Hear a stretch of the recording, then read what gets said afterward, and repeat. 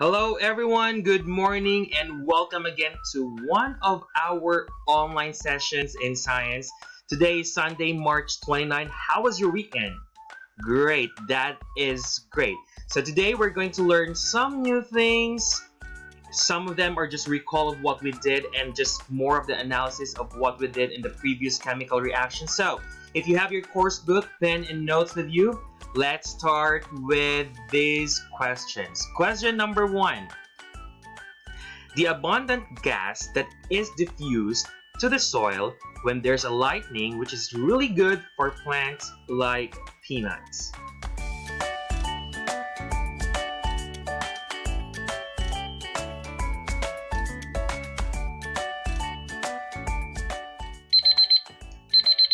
The correct answer is nitrogen. Did you get it correctly?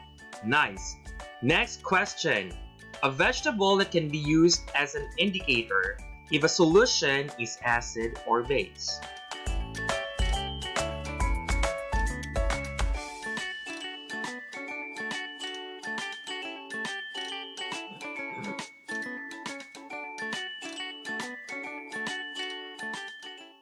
Time is up. Let's see.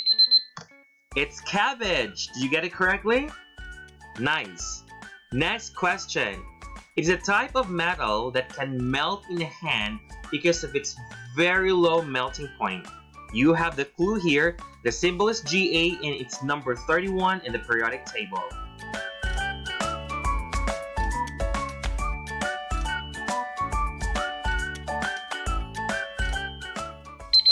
The correct answer here is gallium. How much marks did you get? Did you get 3? That's awesome. So please write your mark on the chat box, or you can just message me your mark so that I can record it. So what do you think our topic for today? Our topic for today is all about detecting chemical reactions. So when you see the word detecting, what comes into your mind? Very good. That means that we are analyzing or we are determining what makes the chemical reaction. So it's found in Coursebook pages 118 and 119 for your references. So we're going to learn today the following. Analyze the different indicators that a chemical change has occurred and investigate the type of indicator used to determine a chemical reaction. So we are talking about here indicators. So what is an indicator? Very good. An indicator means that something will identify if a chemical reaction takes place.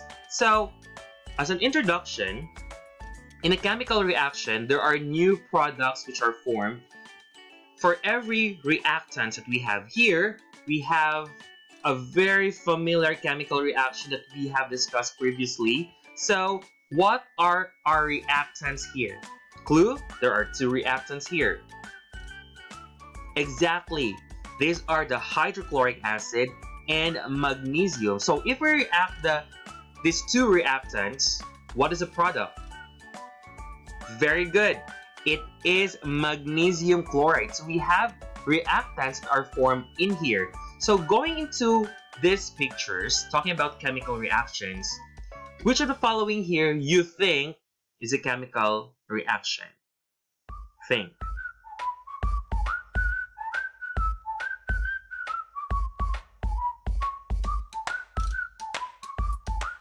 You have the answer? The correct answer here is A, C, and E. B and D are just change in the state of matter from solid. This one becomes gas. We call this process as sublimation. And this one is simply melting. So, give me one word that makes you think that these 3 pictures here are chemical reactions. 1. Fire is involved. So if there's fire, heat is also involved. That's why it produces a new product. There's change in properties because it's a chemical reaction. Therefore, chemical change is observed in this process. Gas is formed. For example, in this picture, usually it can be carbon dioxide or hydrogen. and a new product, just like magnesium chloride in our previous slide. That's the one which is produced. So I'm going to give you here 5 scenarios and 5 indicators that a chemical reaction took place. Let's take a look here with what is a chemical reaction first. So to define a chemical reaction, it is a process by which one or more substances called the reactants, there can be 2 or 3 depending on the chemical reactions, and they always produce one or more substances, and we call them now your products. In our previous example, we have magnesium plus hydrochloric acid. These are your reactants, and your product here is magnesium chloride. And what is produced? We will be producing hydrogen gas in that process. Please recall our previous lesson before. So we have here the evidences of a chemical reaction. So we're going to take a look with all of this. We have actually here 5. So let's take a look here with chemical reaction number 1. In chemical reaction number 1, we react here. Our reactants here are the copper oxide plus sulfuric acid. So when we add copper oxide plus sulfuric acid here is the colorless liquid, and the copper oxide here is the darker color here. So when we heat them, they form into a light blue color. So this one now, this one now is your copper.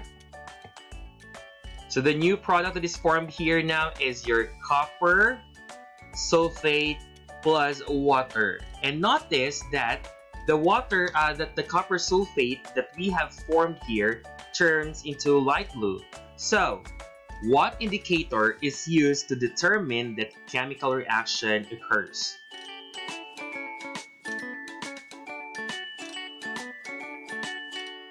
You have the answer? Let's see. The correct answer here is color change. From the dark color, it becomes light blue in color. Very good. Number 2 chemical reaction. I have here hydrochloric acid plus magnesium. So recall our lesson about metal plus acid. So what we are forming here is magnesium, and we're going to get something from the hydrochloric acid, and that is chloride. Plus it will release hydrogen gas in this process. So chemical reaction takes place here. So the question here is, what do you think is the indicator used to determine that a chemical reaction takes place?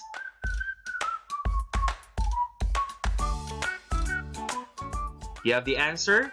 Let's see. Look at the picture here. Gas is given off. So what do you think is the gas given off in here? Exactly.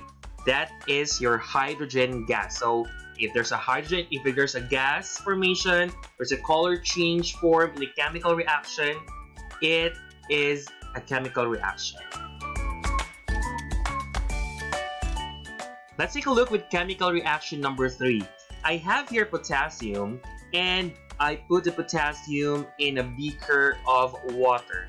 So if I put it there, the chemical reaction produces so much heat that the gas here tends to burn. So we are forming here potassium plus, and formed in here is potassium hydroxide. Why hydroxide? Because your water contains OH plus hydrogen gas. So you have 2H here, 1H goes here, 1H goes in here, and 1 oxygen goes in the hydroxide. So therefore the product here is potassium hydroxide plus hydrogen. So what do you think is the indicator which is used to determine that chemical reaction occurs other than the production of gas? What?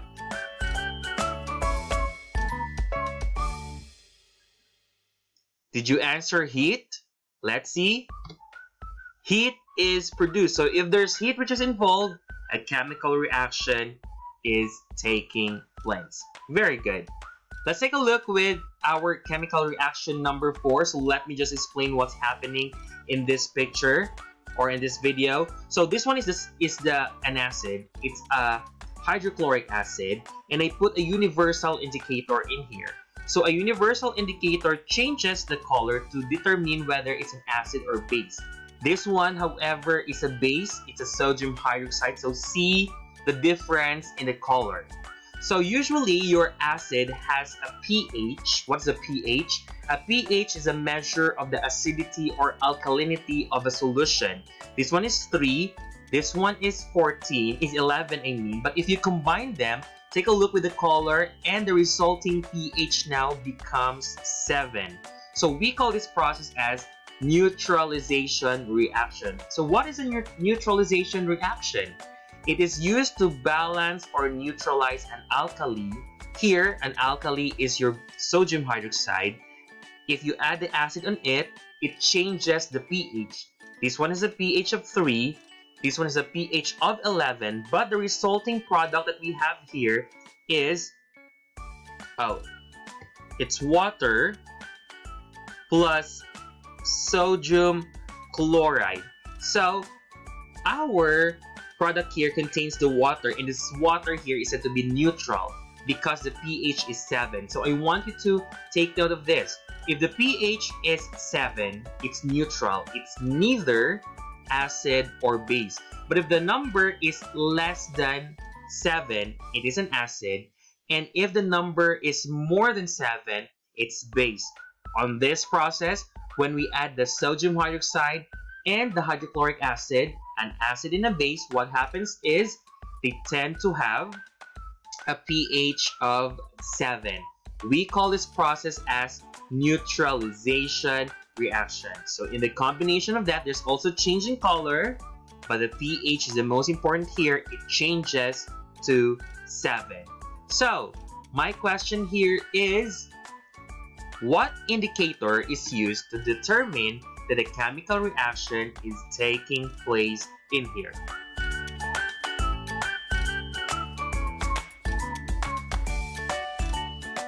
You have the answer? The correct answer here is a change in pH. So again, if I combine the acid here with the base in here, so sodium hydroxide, and the hydrochloric acid, what pH did I achieve? Exactly, it's pH of 7. Very good. And it is neutral. The process is called neutralization reaction. Very good. Next, this is chemical reaction number 5. I have here silver nitrate. I have here 2 examples, this one and this one. Let's take a look here with this first. In this process, we react here silver nitrate plus calcium chloride. So the resulting product that we have here is silver chloride plus calcium nitrate. Okay, so what is formed in this process is this white thing here. So what is this? We call this one now as the precipitate. So what is a precipitate? Precipitate is insoluble. Insoluble means that we cannot dissolve them. That is formed when the silver nitrate is mixed with the calcium chloride. So take note, a precipitate will form here. That means that there is now a chemical reaction. So the whitish thing actually here is called your silver chloride. Next, are you familiar with this video right over here? Very good. This is now the use of your lime water to test for the carbon dioxide. And can you recall what is the chemical formula of the lime water? Very good.